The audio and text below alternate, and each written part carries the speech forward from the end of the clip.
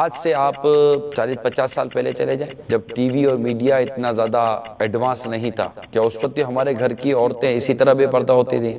اگر آپ تھوڑا سا منصفانہ جائزہ لیں تو یہ کلچر باہر ملک سے آیا، ان کا یہ انداز، ان کا یہ کلچر، ان کا یہ رہنا سہنا دیکھ کر مسلمان خود ہی اپنے آپے سے باہر ہوا ہے اور اس نے وہ چیزیں اختیار کی جو اس کو ٹی وی نے دکھایا۔ بولے ہاں یا نہ؟ ہمیں جو ٹی وی نے دکھایا ہم نے بولا اچھا دنیا یہاں چلی گئی ہے، اچھا اب یہ ہو رہا ہے، اچھا اب یہ لیکن 30-40-50 سال سے جو ایک میں کہوں گا پری پلان انداز کے اندر ہمارے معاشرے میں ہمارے مشرقی تہذیبوں کو جو ختم کیا گیا اور عورتوں کی نمائش کی گئی، یہ آپ دیکھیے آج ایک چیز بیچنی ہے کسی کمپنی کو تو اس کو عورت چاہیے ہوتی ہے اس کی ایڈورٹائز کرنے کے لیے، بورڈ پہ لگانے کے لیے۔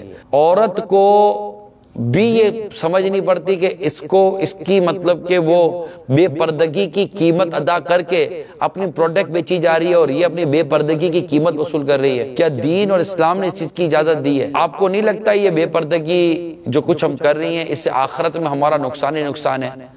دنیا میں اس کا کیا فائدہ ہے؟ کہ اس کی وجہ سے ہمارے معاشرے میں برائی بے حیائی نہیں بڑھی؟ اور بے پردہ عورت، تجھے خدا سے ڈرنا چاہیے، کہیں ایسا نہ ہو کہ تیرے اس بے پردگی کی وجہ سے جہنم کی آگ تیرے چہرے کو اور تیرے جسم کو جلا کر خاک کر دے۔